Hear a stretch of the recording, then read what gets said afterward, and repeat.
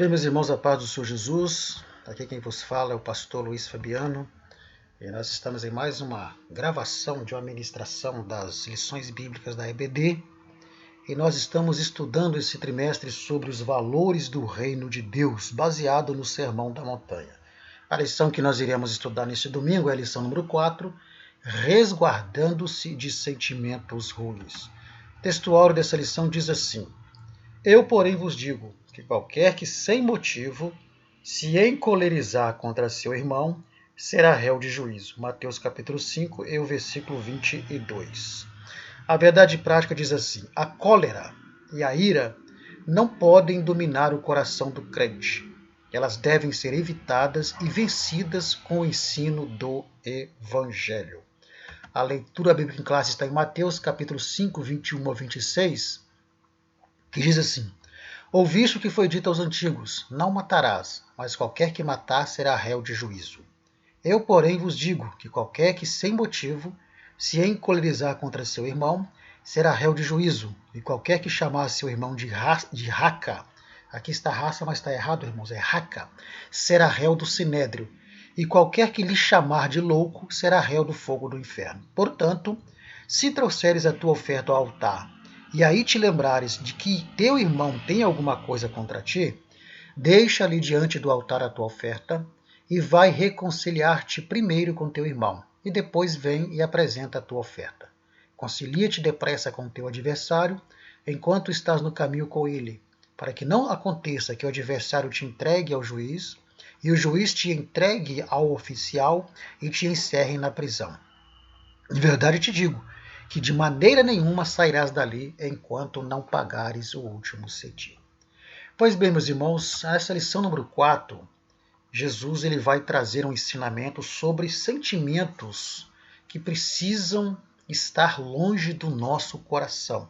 Sentimentos que nós precisamos nos resguardar contra eles. E nós veremos nessa lição o evangelho, o antinomismo e o legalismo. Vamos ver o que é o antinomismo, o que é o legalismo, e vamos ver que o evangelho ele se opõe tanto ao antinomismo como ao legalismo, e o evangelho não é nenhuma coisa e nem outra. E por que é importante nós entendermos sobre antinomismo e legalismo? Exatamente para entendermos o que Jesus queria dizer ao falar sobre o sexto mandamento ali com as pessoas e com os discípulos que estavam ali no Sermão da Montanha. Nós vamos ver também sobre os perigos da cólera e da desavença. Não custa nada dizer, sei que os irmãos sabem, mas cólera aqui não se refere à doença, né? Cólera, mas se refere à raiva, à ira, né? Que leva à desavença. Então, o sentimento de ira ou de cólera ou de raiva, que são a mesma coisa, levam à desavença e aí é um perigo para a vida do cristão. Veremos também a postura do cristão em relação a esses sentimentos ruins, como o cristão deve se portar, né, diante desses sentimentos ruins de cólera, de raiva, de ira, que leva à desavença. Veremos o que Jesus espera do cristão diante desses sentimentos ruins. E é bom deixar bem claro que nós não estamos livres desses sentimentos, mas cabe a nós não sermos dominados por esses sentimentos. E é isso que nós iremos aprender aqui nessa lição. E o que Jesus espera de nós é exatamente que nós não sejamos dominados e que não venhamos a agir dominados por esses sentimentos ruins. E por fim veremos qual a relação que há entre esses sentimentos ruins com a adoração a Deus, com o culto e oferta que nós prestamos a Deus. Nós vamos ver que, uma vez dominados por esses sentimentos ruins, irá influenciar diretamente na nossa adoração, no culto que prestamos a Deus e nas ofertas que nós fazemos a Deus. Então, são esses os assuntos que nós veremos de uma maneira bem mais detalhada nessa lição sobre resguardando-se de sentimentos ruins. Vamos então ao nosso primeiro tópico, onde nós veremos que o Evangelho ele não é antinomista. Nesse tópico nós iremos ver o que é o antinomismo e o Evangelho se opondo ao antinomismo. Nós vamos ver também o que é o legalismo e o Evangelho se opondo ao legalismo. E vamos ver, né, os dois extremos do antinomismo e do legalismo e vamos ver o Evangelho de Cristo se contrapondo aos dois e mostrando qual é, né, a posição do Evangelho em relação a essas doutrinas. Então vamos lá. Primeira coisa que vamos ver é que o Evangelho ele se opõe ao antinomismo. E o que é o antinomismo? Bom, o antinomismo, né, num conceito geral, ele diz respeito a tudo que é contrário à lei, a normas e a regras. Então a imagem sugestiva que você vê é de alguém quebrando, né, os 10 mandamentos, como se estivesse dizendo, para mim isso não tem importância porque eu não tenho que seguir leis, não tenho que seguir normas e não tenho que seguir regras. Então a palavra anti significa contra, nomismo quer dizer leis, regras e regulamentos e normas. Então, o antinomismo, seu conceito geral, é todo aquilo que se opõe a regras, leis, normas e vice-versa. Agora, teologicamente, né, aplicando-se à teologia, o antinomismo ele é a doutrina que ela se pauta no princípio de que para ser cristão basta ter fé. Ou seja, para o antinomismo, ensina que para você ser cristão, você não precisa obedecer normas de condutas estabelecidas por Deus em sua lei moral. Nós estudamos a semana passada que a lei ela se classifica teologicamente em lei moral, lei cerimonial e a lei civil ou judicial. A lei civil e judicial, tanto como a lei cerimonial, nós aprendemos que elas não são operantes na graça, mas a lei moral, ela continua operando na graça, no período da graça. Então, quando se fala em antinomismo na teologia, está se referindo exatamente a isso, a essa doutrina que ela ensina que o cristão ele precisa ter fé, que ele não precisa obedecer nenhum tipo de lei que Deus estabeleceu, muito menos a lei moral que Deus estabeleceu. Esse é o antinomismo.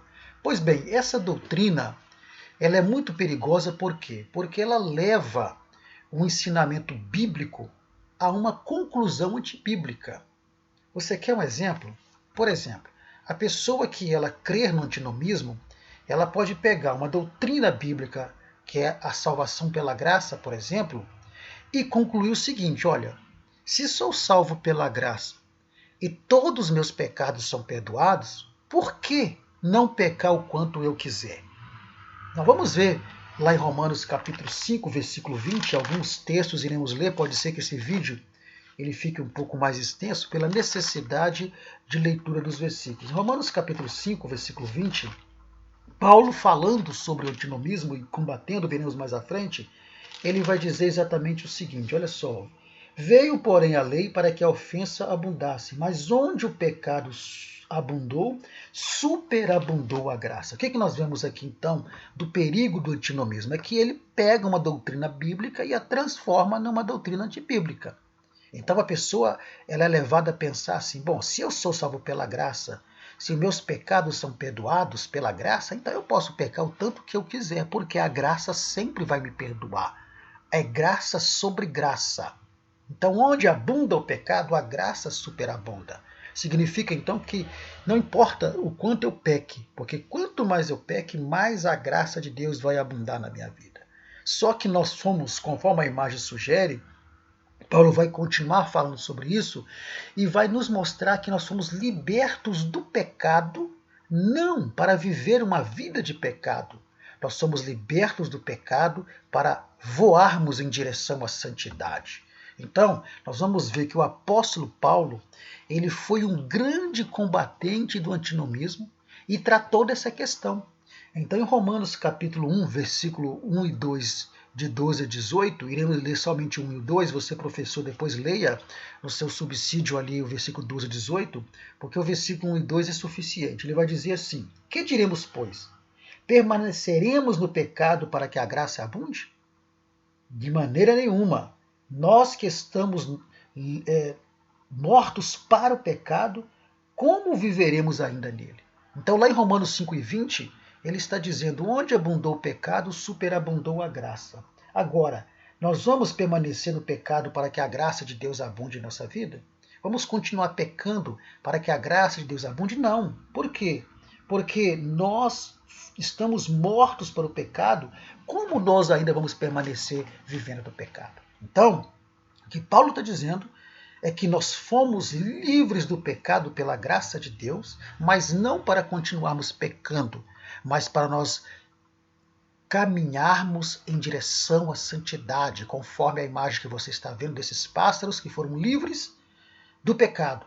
Ambos foram livres dessa gaiola que representa o pecado, mas um está voando em direção ao pecado novamente, isso vai trazer como resultado a escravidão do pecado, mas o outro está voando para a santidade, porque é para isso que fomos libertos, não para viver em pecado, mas para vivermos na santidade. Então nós vamos ver que a nossa resposta para essa doutrina de antinomismo é o quê? É nós consagrarmos a nossa vida a Cristo, é nós obedecermos a palavra de Deus, não por uma obrigação, não por uma imposição, mas obedecer a palavra de Deus como adoração pelo que Ele fez por nós, por gratidão que Ele fez por nós.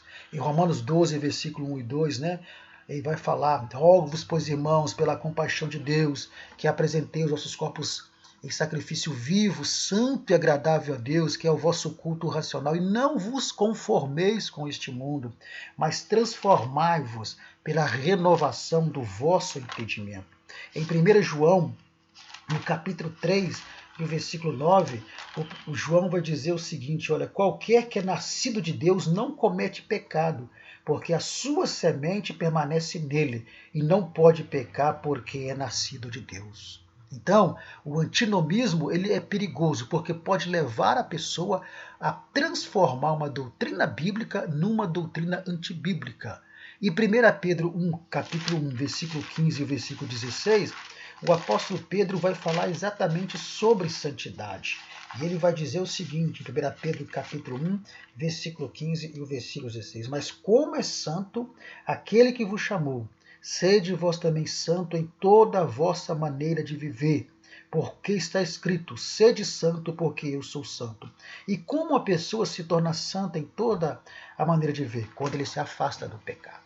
Então, a primeira coisa que nós precisamos entender é que o evangelho ele se opõe ao antinomismo. Porque o antinomismo ele é perigoso porque leva a pessoa a entender uma doutrina bíblica transformando-a numa doutrina antibíblica. Pois bem, depois vamos ver também que o evangelho ele se opõe ao legalismo. Nós vamos observar que o evangelho não anulou a lei. Na lição passada nós estudamos bastante isso. Nós mostramos que nem Cristo e nem o Evangelho anularam a lei. Jesus disse, conforme a imagem sugere: eu não vim destruir a lei. Jesus disse: eu não vim abrogar, fazer cessar a lei, mas eu vim o quê? Cumprir a lei. Então, diferentemente dos escribas e fariseus, Jesus ele vai dar ênfase à autoridade da lei, só que ele vai ampliar, lembra-se disso? Dissemos isso na lição passada. Ele vai ampliar e vai aprofundar a interpretação da lei. E ele vai revelar qual a real intenção de Deus presente na lei. O Evangelho ele se opõe ao legalismo, e nós vamos entender daqui a pouco por quê. Porque os fariseus e escribas traziam uma interpretação, colocando nessa interpretação suas tradições e costumes que a lei não proibia, mas que eles queriam que o povo seguisse essas tradições e costumes. Então eles implantavam essas tradições e costumes na interpretação da lei para que o povo pudesse cumprir. Só que a lei não exigia nada daquelas tradições e muito menos daqueles costumes. Então essa ampliação que a gente fala, esse aprofundamento da lei que Jesus faz, ela se observa no que Jesus disse aos seus discípulos sobre o sexto mandamento. O que diz o sexto mandamento? Não matarás. Então, sobre esse mandamento, enquanto os escribas e os fariseus eles interpretavam este mandamento de maneira restrita ao ato literal de matar, de assassinar, Jesus demonstrou que o homicídio ele tem início no coração do ser humano, a partir da ira, da cólera e da desavença. É por isso que ele vai dizer em Mateus 5,22, que nós já lemos aqui, é que eu, porém, vos digo, ouviste o que foi dito aos antigos, Deus dizendo, não matarás. Só que os escribas e fariseus interpretavam esse não matarás como não assassinarás. Só que assassinar é diferente de matar. Porque assassinar você faz intencionalmente. Começa dentro do coração, com a ira, com o rancor, com as desavenças. A imagem que você vê é de um coração amarrado a 3 armas, 2 armas de fogo e uma espada, cada uma representando um sentimento ruim. E esse sentimento ruim, quando alimentado no coração do homem, leva o homem a cometer o assassinato, a cometer um suicídio. Só que Jesus vai demonstrar que o matar nesse 6º mandamento vai além de cometer apenas um homicídio em si. Tudo começa no coração. Nós vamos deixar para comentar mais sobre isso a partir ali do 2º tópico, quando vai falar especificamente sobre o 6º mandamento. Mas aqui adiantando, o Jesus vai aprofundar esse mandamento, dizendo que tudo começa no coração e que esse matar vai além de apenas tirar a vida física de alguém. Então, o Evangelho, ele se opõe ao legalismo. Então, nós temos o legalismo e o antinomismo.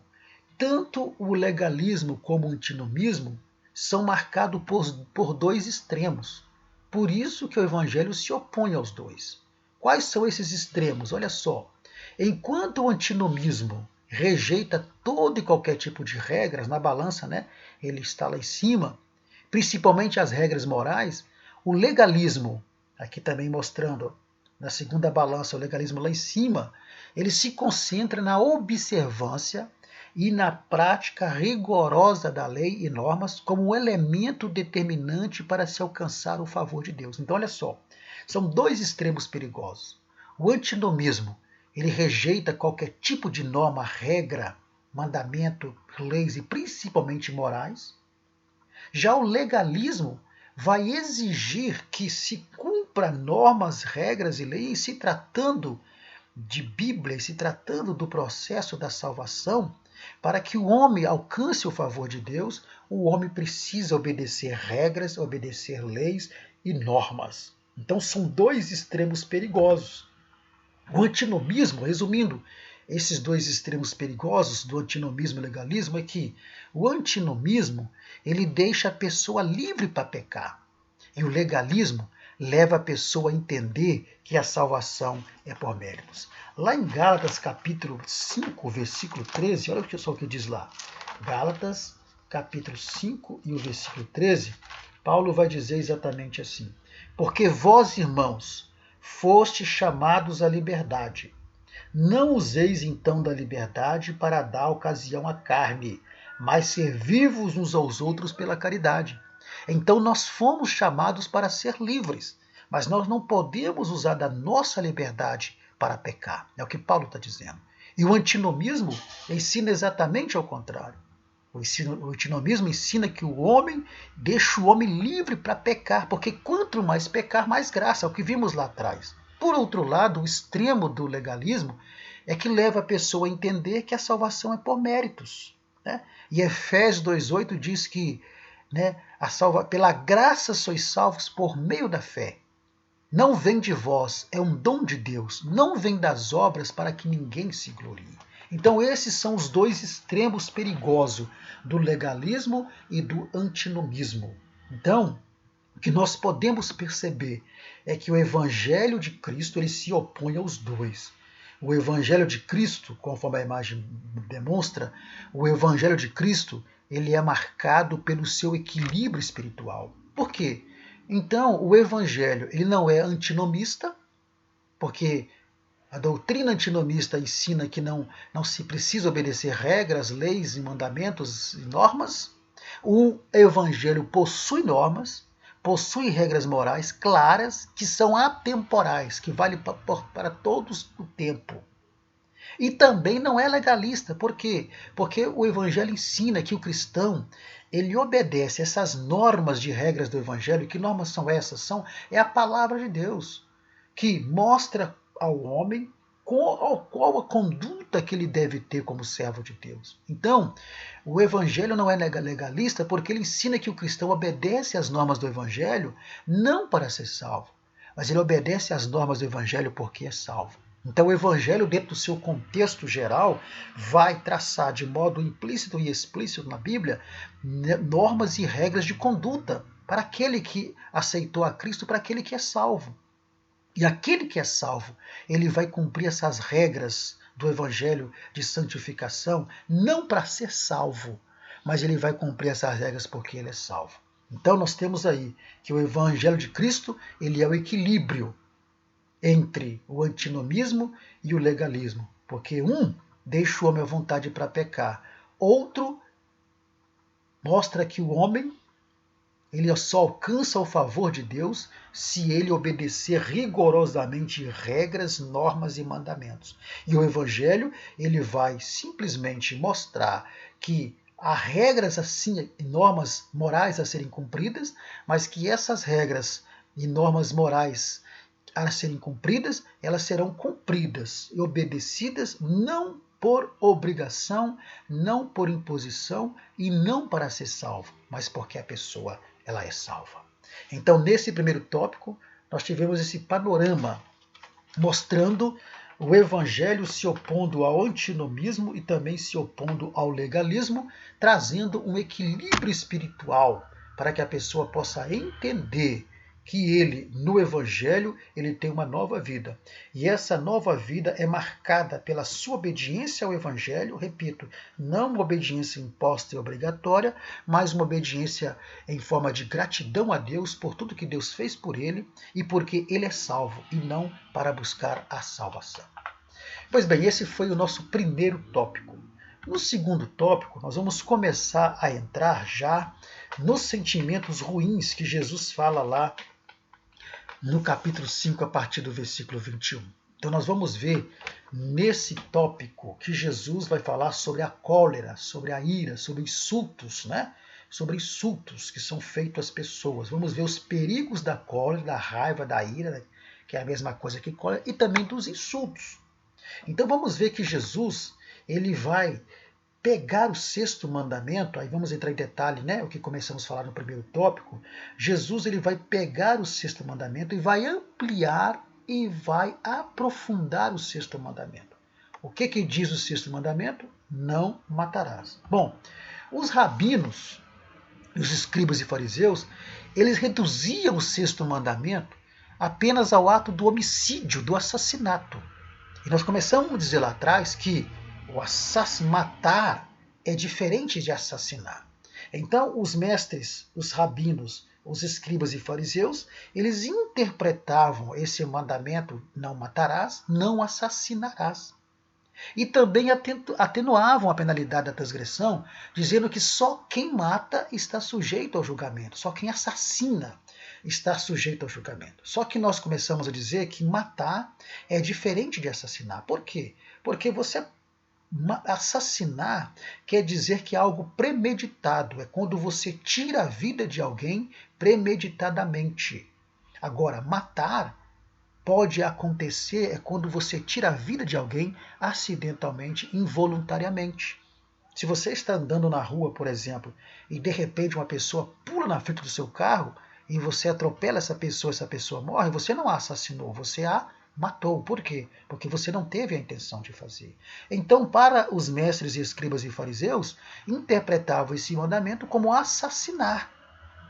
E também vão atenuar a pena, dizendo que só seria julgado aquele que assassinasse, que tirasse a vida de alguém.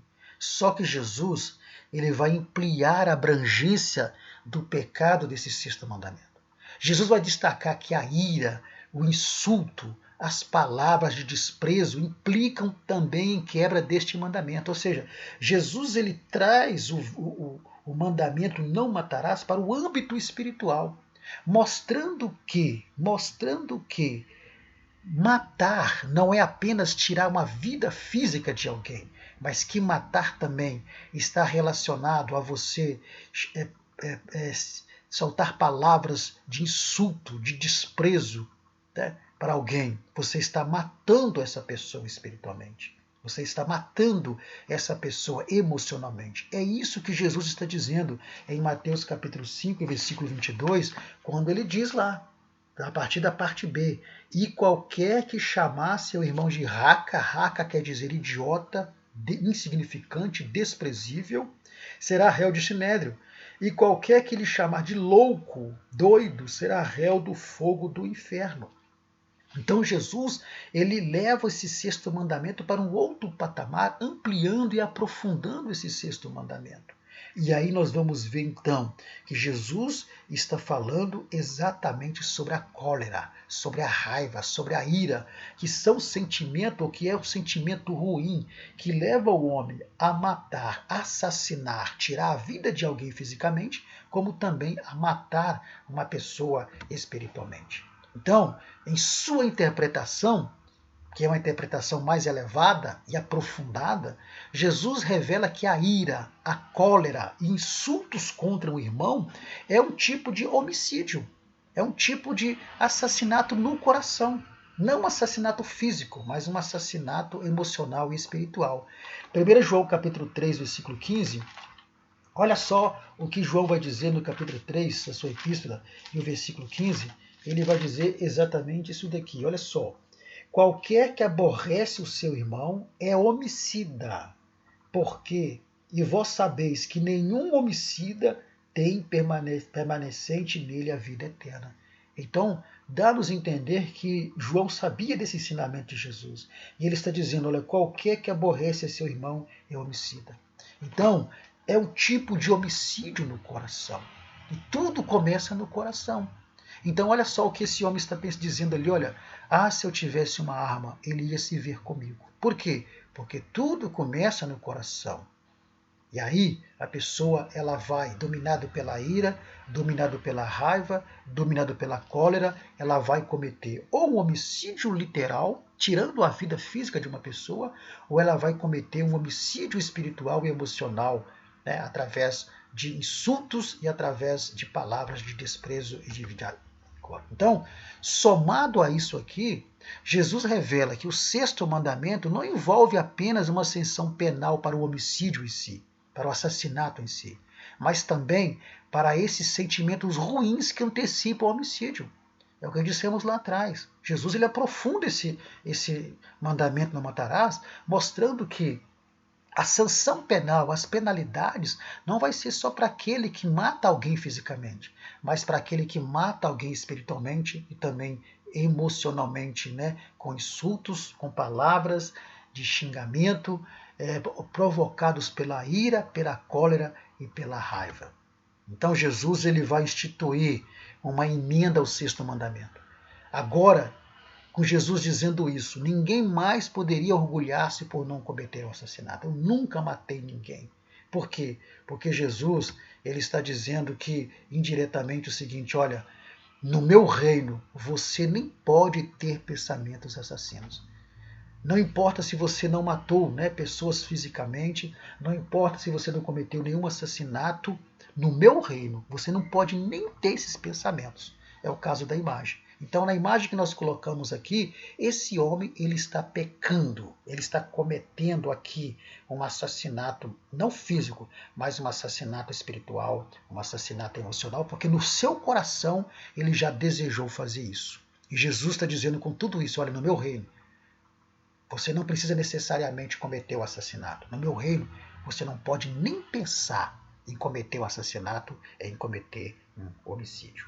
Então, nós podemos observar que tudo isso é provocado pela cólera, pela ira, pela raiva. É o que Jesus está dizendo. Então, o que a Bíblia nos fala sobre a cólera, sobre a raiva? Vamos ver a cólera no contexto bíblico. E aqui é muito interessante, porque quando se fala em cólera, repito, está se falando de ira, de raiva, né? De raiva, ira e raiva. Pois bem, é interessante porque a ira, a cólera ou a raiva, tanto faz a expressão que eu usar aqui, você vai saber que está relacionada às três. Existe a ira que é caracterizada pelos seus dois aspectos. Isso é muito importante. Então nós temos o aspecto justo da cólera, da raiva e da ira, mas como assim? O aspecto justo. Isso aqui é muito interessante. Por quê?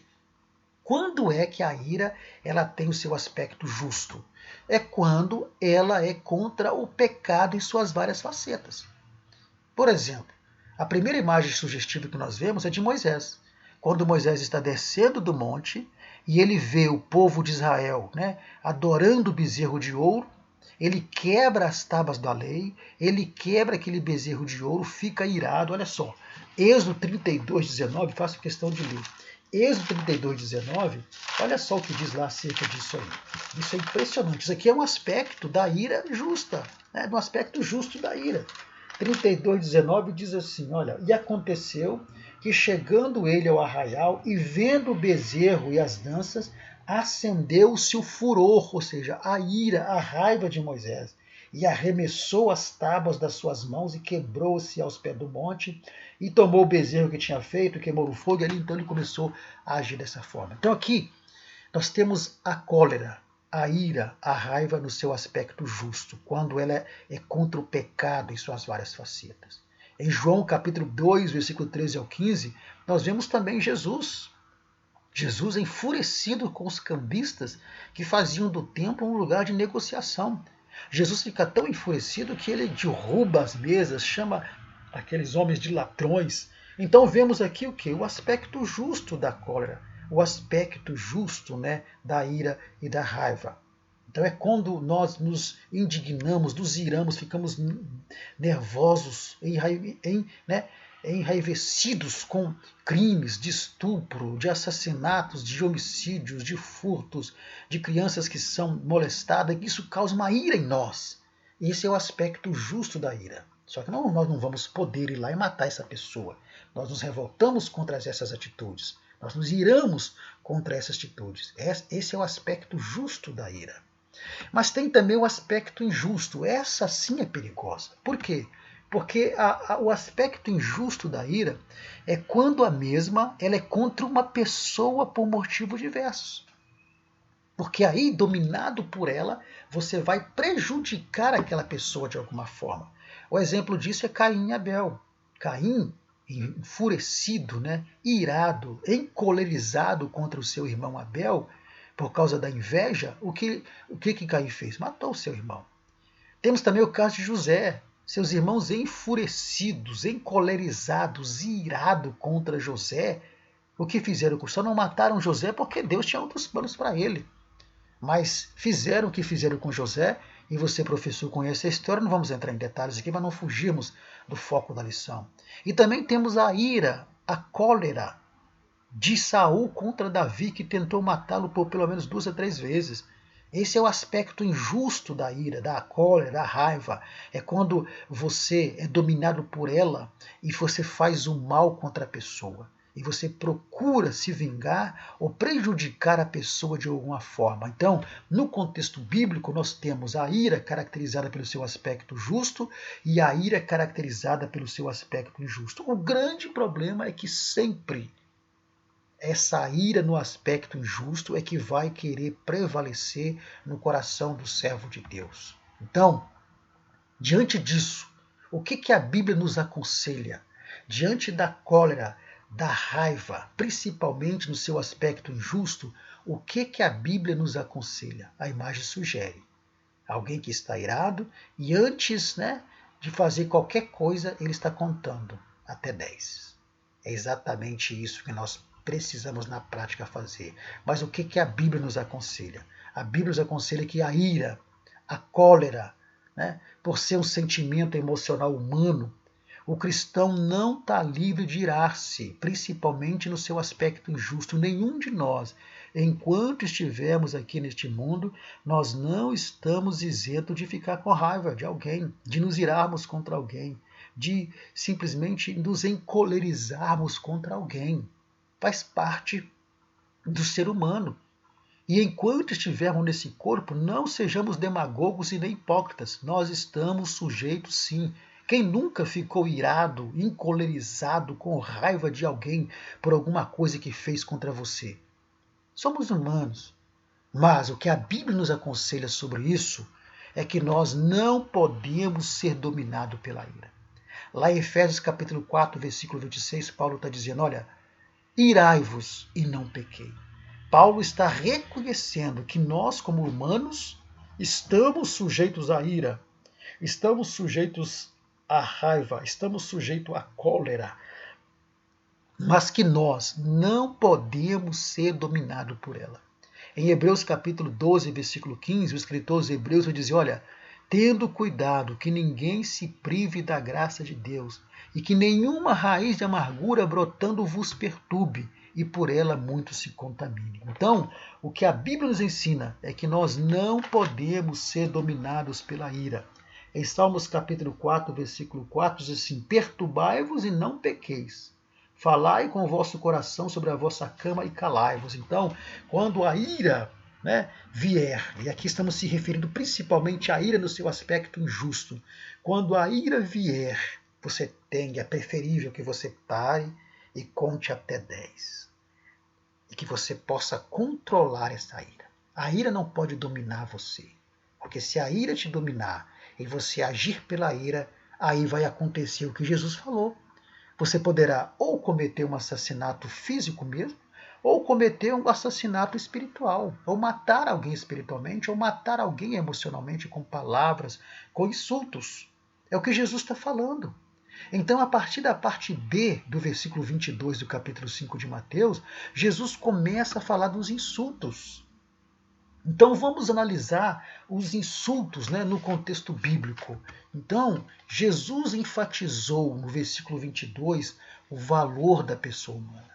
E ele vai considerar como sério o pecado de proferir palavras insultuosas contra uma pessoa. Ele vai dizer, olha, se alguém chamar o seu irmão de raca, quer dizer, de idiota, de insignificante, de desprezível, ou de louco, ou de doido, de alguém proferir palavras ofensivas, insultuosas como uma pessoa, ele considera esse pecado um pecado sério. Veja só a imagem que nós colocamos sugestiva aí. Uma mulher xingando esse indivíduo de tudo contra nome. Primogênito de Satanás, seu asno bípede, seu vagabundo, imbecil, pérfido, insensato, escória, lobo, cachorro, porco, cão furioso. Tudo isso são insultos que essa mulher está fazendo para esse homem. E para Jesus isso é um pecado muito sério. Então, nesse sentido, Jesus está dizendo que a pessoa que é escrava da sua ira, a pessoa que é escrava da sua raiva, a pessoa que é escrava da sua cólera, quando ele se dirige ao seu próximo com palavras de desprezo, de xingamentos, como essa mulher na imagem está fazendo, ela pode nunca ter matado alguém fisicamente. Ela pode nunca ter tirado a vida de alguém fisicamente. Mas em seu coração, essa pessoa é uma assassina. Em seu coração, essa pessoa ela é um homicida. E é isso que Jesus está falando. E essa pessoa será sujeito ao juízo de Deus. Então nós, como cristãos, precisamos entender que nós não estamos isentos da ira, da cólera ou da raiva contra alguém, mas que nós não podemos ser dominados por ela, para que não venha a acontecer em nosso meio o que nós veremos no próximo tópico, que são exatamente o quê? As desavenças. E aí Jesus agora vai levar para um outro patamar, mostrando para os irmãos que estavam ali, os discípulos no monte, os perigos da desavença. E as desavenças, elas vêm pelos sentimentos ruins de raiva, de ira, de cólera, de mágoa, de rancor. Tudo isso, se não for tratado, se a pessoa for dominado por esses sentimentos ruins, vai causar desavença. Então, e Jesus vai mostrar que a desavença ela é tão perigosa que ela vai interferir diretamente na nossa adoração a Deus e no culto que nós prestamos a Deus, na oferta que nós prestamos a Deus. Então, Jesus vai dizer, olha, no versículo 23, ele vai dizer assim, portanto, se trouxeres a tua oferta ao altar, e aí te lembrares de que teu irmão tem alguma coisa contra ti, e Jesus pega pesado aqui, porque quando você lê o versículo 23, ele fala, olha, se você lembrar que teu irmão tem alguma coisa contra ti. Não é você ter contra ele, é ele ter contra você. Então o que Jesus está dizendo é que antes de você prestar um culto de adoração a Deus e fazer a sua oferta, se você lembrar que alguém tem alguma coisa contra você, é para você ir até essa pessoa. Olha só como Jesus aprofunda e amplia esse mandamento. Deixa ali diante do altar a tua oferta e vai e concilie-te primeiro com teu irmão e depois vem e apresenta a tua oferta. Então Jesus está dizendo que a oferta agradável a Deus, ela precisa vir de alguém que tenha o coração livre de ofensa e mágoas. A verdadeira adoração a Deus, o culto que nós prestamos a Deus, precisa sair de um coração que não esteja dominado pela raiva, pela ira, pela cólera, pela mágoa, pelo rancor. Então, reconciliar com aquele que tem alguma coisa contra você, ou com aquele que você tem alguma coisa contra ele, ou com qualquer desafeto, deve preceder a oferta no altar da adoração. Jesus disse: deixa ali a tua oferta e vai conciliar-te, reconciliar-te primeiro com teu irmão. O que nós vemos aqui é que primeiro Deus aceita e atenta para a vida do adorador, para depois ele atentar para a adoração e para a oferta. Ou seja, se Deus viu que no coração daquele servo está cheio de ódio, de rancor, de raiva, de cólera, de ira contra alguém, ou de alguém contra ele, que ele se lembra que se alguém tem alguma coisa contra ele, primeiro tem que acertar essa situação, para depois ele adorar a Deus e prestar a sua oferta a Deus. Então nós temos aqui que a desavença, que é provocada lá pela ira, pela cólera, pelo rancor, ela vai interferir na nossa adoração a Deus. Então, havendo desavenças, Deus não vai receber nenhuma adoração de um cristão que não esteja em condições amigáveis de conversar com o próximo, seja o ofensor ou o ofendido. Então nós temos a imagem ali, olha, crente brigando, né? Seu ímpio, seu varão desonrado, acabaram de brigar, xingar um ao outro, trocar insultos, né? Palavras desprezíveis, de xingamento, de insultos um com o outro. E olha embaixo depois da desavença. Vai adorar a Deus, vai prestar um culto a Deus, vai ofertar a Deus como se nada tivesse acontecido. Então, o que nós estamos vendo aqui é que não há relacionamento correto com Deus sem um relacionamento verdadeiro com o irmão. Não tem como. 1 João, capítulo 2, versículo 9 a 11, olha só o que o apóstolo João vai dizer em sua primeira carta, capítulo 2, versículo 9 e o versículo 11, diz exatamente assim, olha só. Aquele que diz que está na luz e aborrece o seu irmão, até agora está em trevas. Aquele que ama ao seu irmão está na luz e nele não há escândalo. Mas aquele que aborrece a seu irmão está em trevas e anda em trevas e não sabe para onde deva ir, porque as trevas lhe cegaram os olhos. Então o que nós vemos aqui, que não tem como ter um relacionamento com Deus sem um relacionamento verdadeiro com o irmão. Capítulo 3, versículo 10 diz assim: nisto são manifestos os filhos de Deus e os filhos do diabo. Qualquer que não pratica justiça e não ama seu irmão não é de Deus. E como é então que eu vou ter um relacionamento com Deus sem um relacionamento verdadeiro com o irmão? Então Jesus está mostrando que as desavenças elas trazem uma interferência direta na adoração a Deus. Então, para o judeu, ofertar era um ato sagrado. E esse ato deles fazia eles reconhecerem a bondade de Deus para com ele. Nós vemos aí Noé oferecendo, né, o altar ao Senhor após o dilúvio. Vemos Abraão, vemos Josué também após a travessia do Jordão. Então era um ato ali de reconhecimento da bondade de Deus, o que Deus tinha feito por eles. Mas a pergunta é, não adiantava reconhecer a bondade de Deus e não se relacionar com seu irmão. Então, quando nós prestamos um culto a Deus, quando nós ofertamos a Deus, quando nós adoramos a Deus, nós estamos reconhecendo com esse ato a bondade de Deus. Mas se eu estou em desavença com alguém, se eu tenho algum desafeto, então não adianta eu tentar reconhecer a bondade de Deus, prestando um culto a Ele, uma adoração a Ele, uma oferta a Ele, se eu não acertar primeiramente com meu irmão. E é isso que Jesus está ensinando. E esses são os perigos dos sentimentos ruins. Então, nós temos uma necessidade e uma importância de se evitar a desavença. E Jesus começa a dizer que muitas dessas desavenças, né, devem ser resolvidas entre os irmãos. Então, no versículo 24, né, no versículo 25, né, diz assim: concilia-te depressa com teu adversário enquanto estás no caminho com ele, para que não aconteça que o adversário te entregue ao juiz, e o juiz te entregue ao oficial e te encerre na prisão. Em verdade te digo que de maneira nenhuma sairás dali enquanto não pagares o último centimo.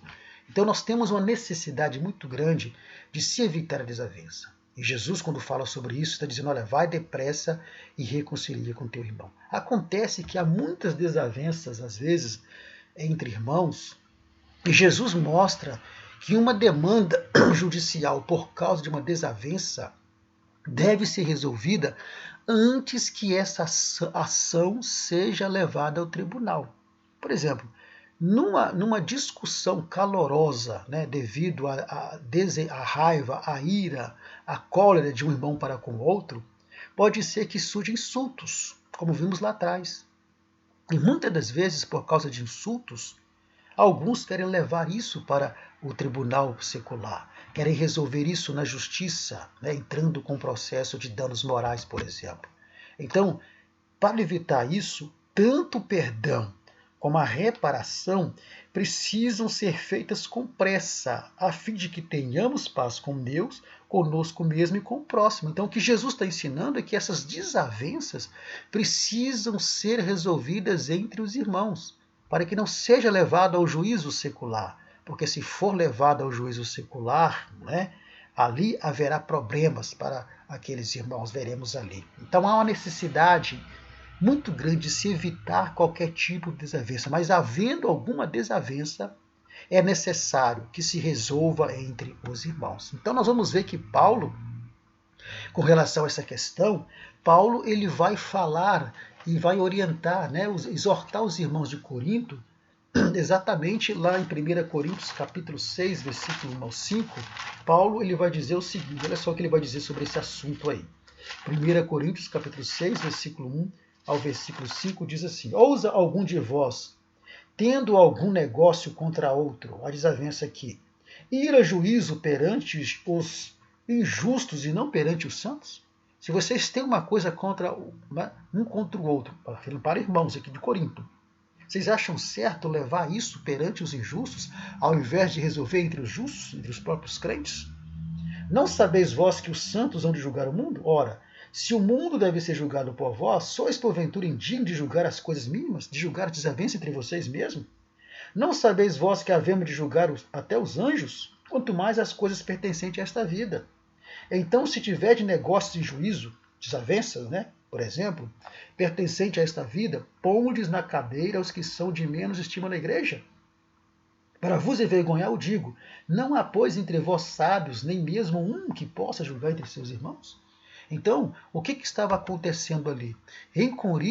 Lá em Corinto, a situação era tão grave que, além das contendas, né, que se vê que tinha lá, os irmãos estavam levando os próprios irmãos a resolverem as suas desavenças para serem, né, resolvidas nos tribunais seculares. E Paulo está perguntando, vocês não têm ninguém no meio de vocês sábio para que possa julgar entre vocês, para resolver entre vocês, sem ser necessário levar aos tribunais seculares? Então aqui vemos que Paulo ele estava ensinando o mesmo que Jesus ensinou, que as desavenças entre irmãos devem ser tratadas prioritariamente entre os irmãos com auxílio da igreja. Versículo 6 a 8 diz, olha, mas o irmão vai a juízo com o irmão, e isto perante infiéis.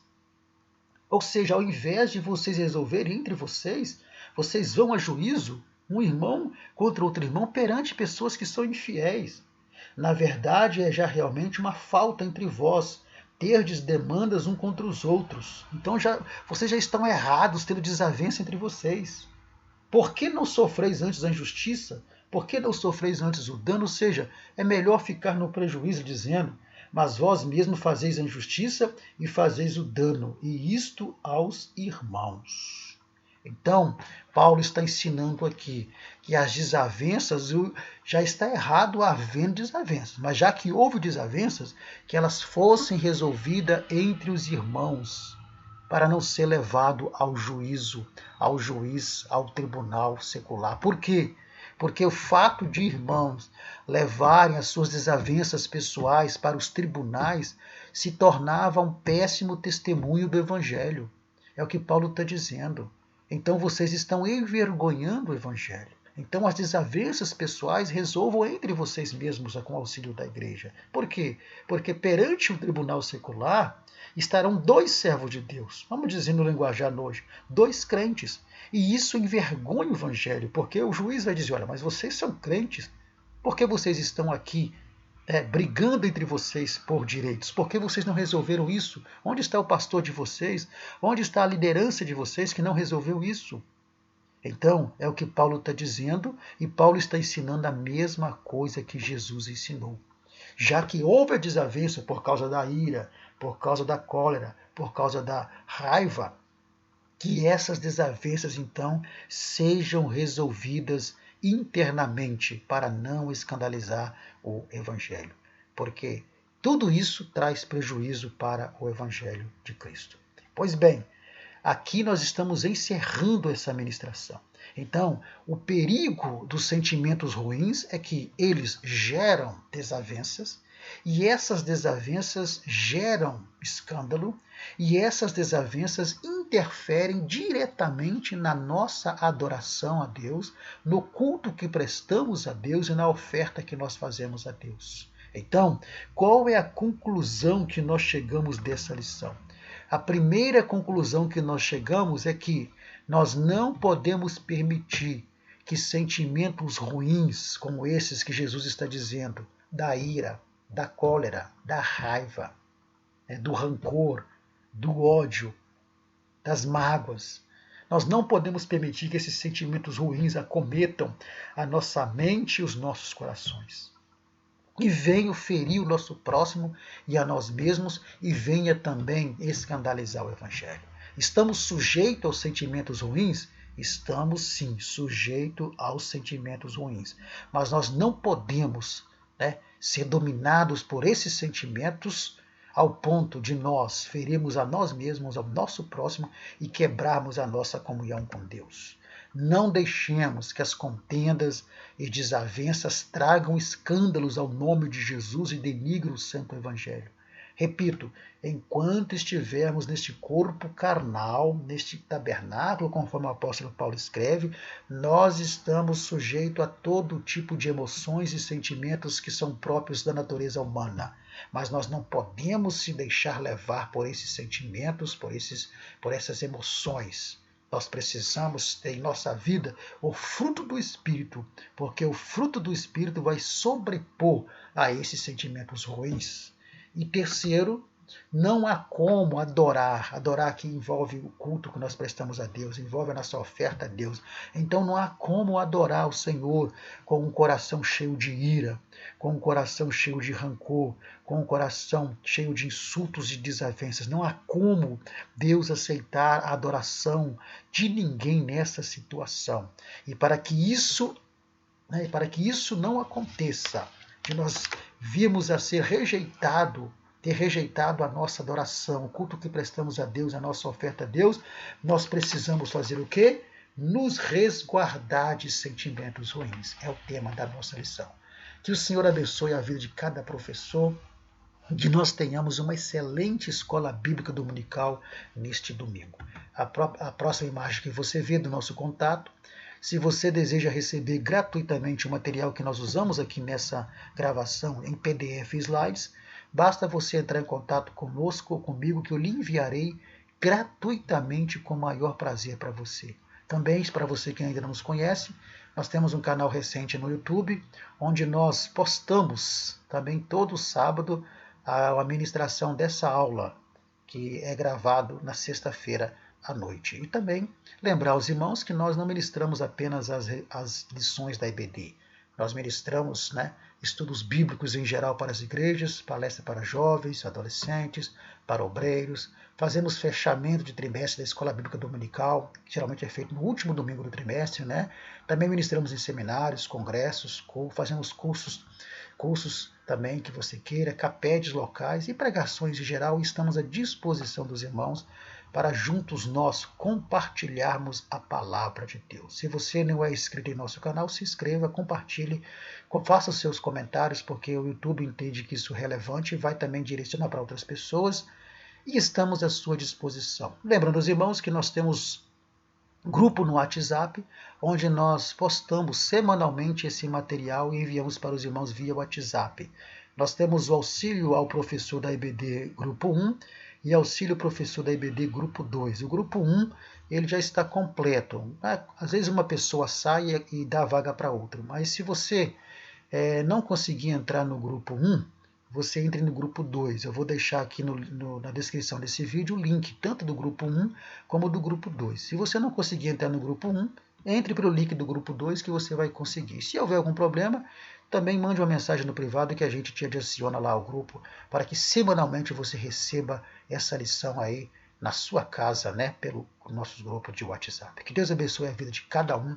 E semana que vem nós temos aí uma lição bem complexa, uma lição que vai dar o que falar, que vai falar sobre o casamento é para sempre, vai abordar sobre a indissolubilidade do casamento, bem como também sobre o divórcio. Então, é uma lição que vai dar o que falar. Que Deus abençoe a sua vida e até semana que vem, em nome do Senhor Jesus. Lembrando, irmão, que a nossa gravação é 100% amadora, um ou outro som, né, externo você poderá ouvir, mas nada que atrapalhe a nossa gravação.